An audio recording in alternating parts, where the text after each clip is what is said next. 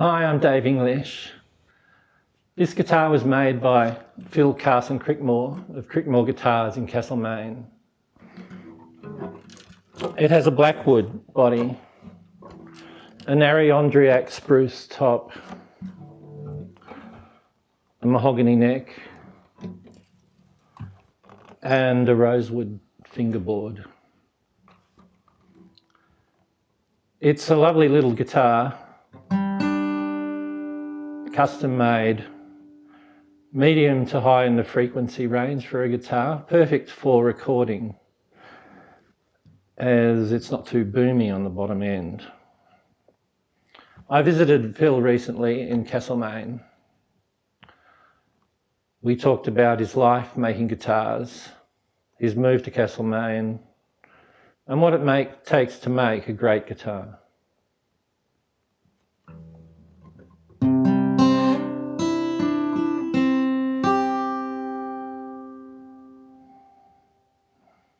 Carson-Crickmore Guitars started in 1979, and it's been quite a few years now of producing handmade guitars, and every guitar is made on an individual basis. I do small production runs. Previously in the earlier days I did larger production runs, but most of it is individual small one-offs and small production runs these days. So I'm working on a variety of different instruments, from classical guitars to traditional steel string guitars. There's some contemporary design work involved in some of the other instruments there. You know, from even the ukulele to archtop guitar. Being able to access material and read it and understand if it's going to be good material to build an instrument out of requires a really good ear and very sensitive, how would I say, a lot of it comes through your hands. You know, you pick it up in your hands first. You get a very, very innate feeling about what is that you've picked it up, and that might range from the first thing, you'll look at it and you'll go, it's really straight grained material, it's long grained, it's even, good. Secondly, one is it'll have a certain weight about it for that particular piece of wood, and then you'll just roll it in your hand, and it will give off. It will give off an admittance. It will give off sound, and they're really simple, fundamental reading tools that I've used over the years. And then, you know, the inspection gets deeper. Stiffness. The curve in terms of frequency, like, you know, picking up and giving it a good tap on the nodal tone, and hearing how long that tone is lasting for, if it's free, is there damping in the piece of wood? It's just inherent of the material has got some genetic disposition. It doesn't mean it's a bad piece of wood. It's just not appropriate for guitar making. Be good for something else. But the guitar is, it's a complex, dynamic structure. So coming to Castlemaine was a really good move. Just on the environmental side of things, like moving to an area where the air's a lot cleaner, there's a lot less people.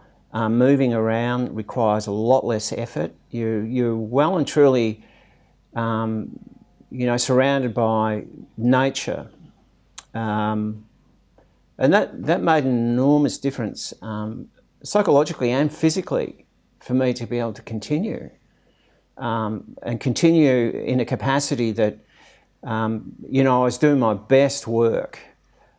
So the environmental side of it, how I was living, how I was engaging with the outside world was just as important as how I was engaging with the inside world here. Had to be a really good balance. Couldn't say that too much about Melbourne. I was born in the Bay Area in St Kilda. I lived in the city all my life. But there were times where I wasn't living in the city either. So I knew the value of regional areas or areas that were environmentally still intact to a large degree. So I'm here in Castlemaine, I'm still here in Castlemaine. It's a beautiful place, it's a beautiful part of the world. It's not that far from Melbourne, I can get down there very quickly and back in the same day without wearing myself out. People can get to me here, and they do. They come from Melbourne all the way up to see me because Castlemaine is a bit of a destination. There's a lot of creative people in the area, a lot of people doing some really good work, musicians, artists, potters, photographers, painters. There's a concentration around the area. It's pretty good. I feel incredibly lucky that I've been able to build out of really good materials over my career up to date and still have access to really good materials. It's a lot different for a lot of younger luthiers coming through because it's getting harder and harder, and some of those materials are just simply not available anymore. And so ecologically, my awareness has become greater and greater every year, and just getting the news on the ground about short supply of certain species sort of hits home pretty hard in terms of how the world's doing geographically, environmentally. Guitar makers take up a very small proportion of the world's high quality wood. But having said that, a majority of that has been all old growth forests. So, there's a negative there. Plantation material,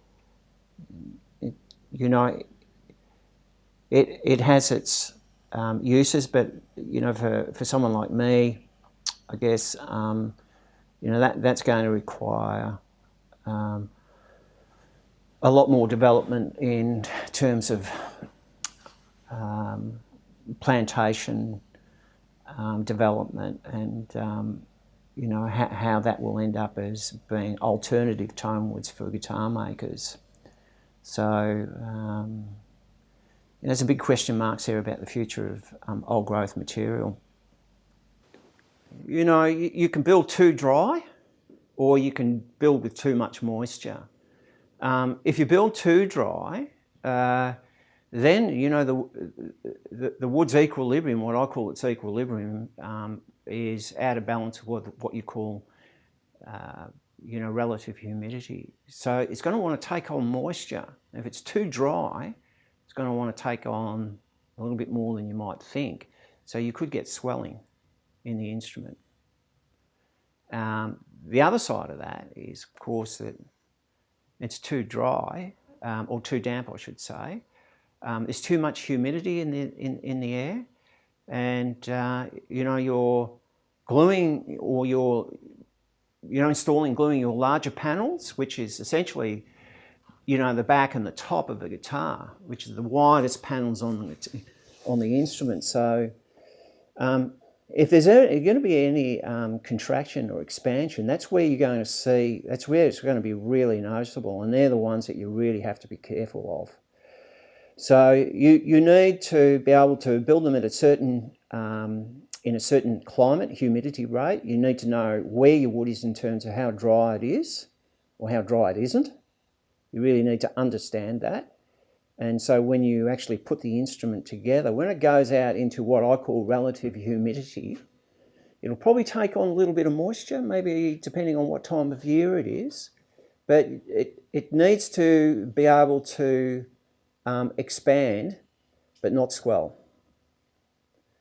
So you're regulating the life of that instrument through the material that you're using, and having a really good understanding about how that material is, where it is in terms of humidity and so forth. And you can put the instrument together really well. My theory is that once the instrument's been built in the white, the body, and the panels have all been glued on, everything's where it should be, even when there's no polish on it, the body can actually be brought out into what I call relative humidity, which is, say, at this stage, bringing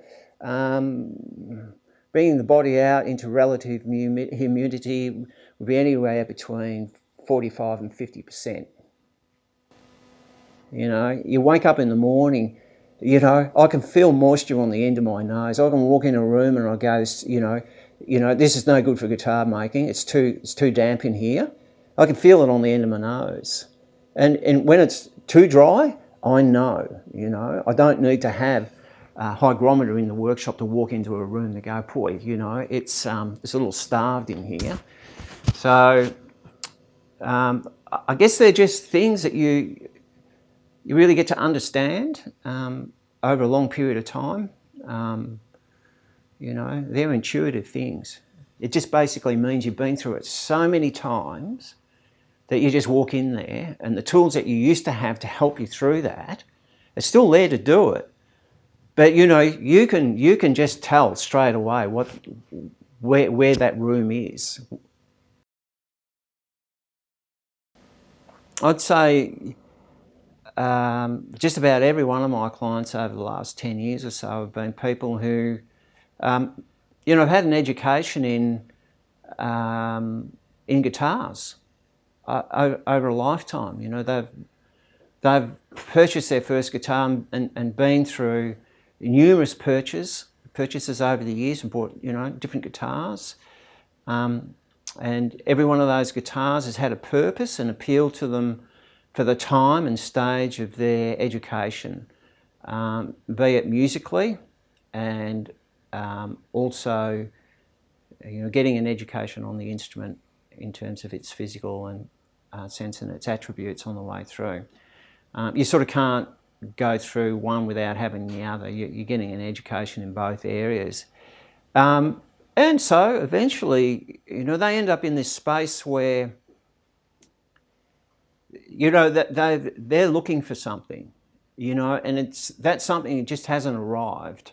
That something has been in the pipeline for, quite a few years.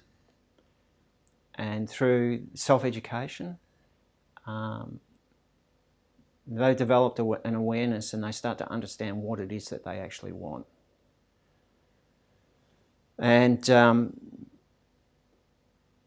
there can be a large conversation about what someone is looking for, and understand that really, really well.